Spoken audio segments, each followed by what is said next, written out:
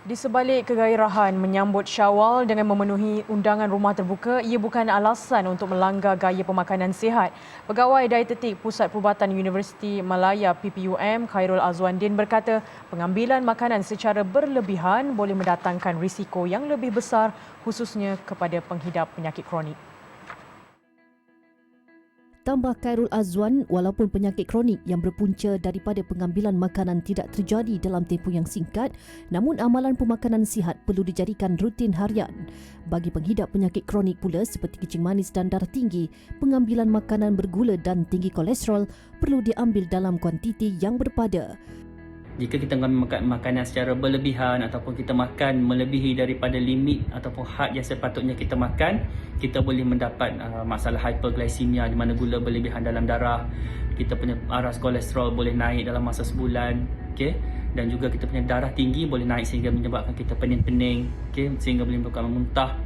Dan mereka masalah gaut, semestinya akan ada masalah dengan kesakitan jika mengambil manis yang berlebihan ataupun makanan-makanan yang tinggi dengan purin. Sebagai pegawai dietetik, beliau menganjurkan 3 konsep asas pengambilan makanan iaitu sederhana, seimbang dan pelbagai walaupun melibatkan sumber makanan yang baik untuk badan. Jelas Khairul, pengambilan air kosong juga mempunyai had antara 1.5 hingga 2 liter manakala buah-buahan pula terhad 3 sajian sehari. Selain itu, formula suku-suku separuh juga boleh diamalkan dengan mendahulukan protein dan sayur-sayuran berbanding karbohidrat.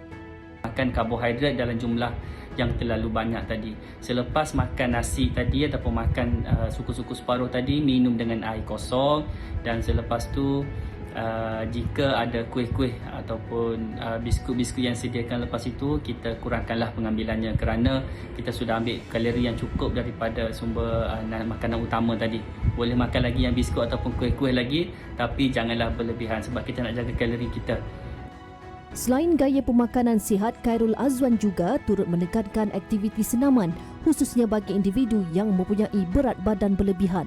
Tambah beliau, penyakit kronik ketika ini bukan sahaja dihidapi oleh warga emas, malah kematian secara mengejut dalam kalangan golongan muda juga turut meningkat.